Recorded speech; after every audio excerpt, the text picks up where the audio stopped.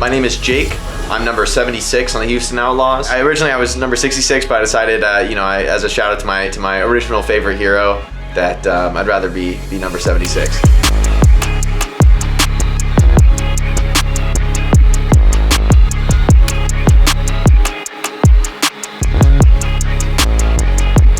My role is a little bit more complicated than most players. I'm a coach for the team, focused on player development and helping the other players reach their highest potential. And I'm also there as a backup reserve player, so if we need somebody to come in on any role, then I have the flexibility to potentially fill that. These days, most of my favorite heroes aren't too good, but so I gotta give a shout out to Genji. That's still probably my favorite hero to play, most played all time, and hopefully someday he'll be back. Hopefully we'll get to see him in the meta. For me, it wasn't so much a switch, it's just sort of like I've always played, whatever's strongest. As a competitive player, you need to sort of keep up with the times. But they've both always been heroes that are really enjoyable, I think, for different reasons. Soldier's a little bit slower and more tactical, and Genji just has a lot of expressiveness. I think you can really push the hero to a high level, and when you do, it feels great. My goals in 2021 are really simple. They're not about me, it's about the team. What I'm looking for is for the team to have great success and to have the best season we've ever had as a sort of minimum threshold for what I'd call success. But beyond that, it's about making playoffs. It's about making a run there and having the best final result we possibly can. For me, in my unique role, it's gonna be about sort of doing whatever I'm needed. If there's an opportunity or a need for me to play, then I can also be ready to fill that role.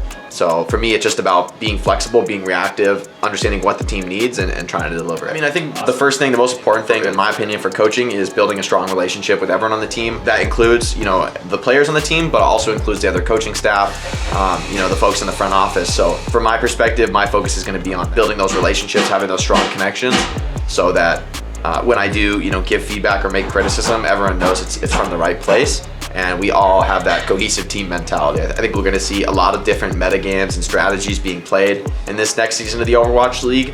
And for me personally, I think that's an opportunity for me to shine as a coach, to help people adapt as quickly as possible, help them find the optimal style as quickly as possible. I think that's one of my biggest strengths when I was like a full-time player. And now that I'm sort of in this hybrid role, I think I can continue to succeed in that sort of changing environment.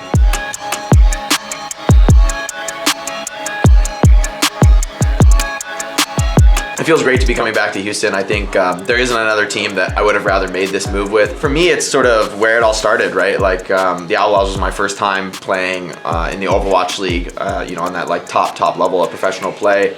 So for me, there's definitely a lot of nostalgia there, and the relationships I've built with people currently on the Outlaws, like Cool Matt and Dante in particular, kind of pulled me back. I consider them both really close friends, and I think they have very different roles in the organization now, but both of them I think offer a lot, and there's a lot of new players on the team that I'm really excited to work with, and I think this iteration of the Outlaws is going to be our best yet. I think the fans probably know me pretty well by now, but if anything, I just say I'm happy to be back.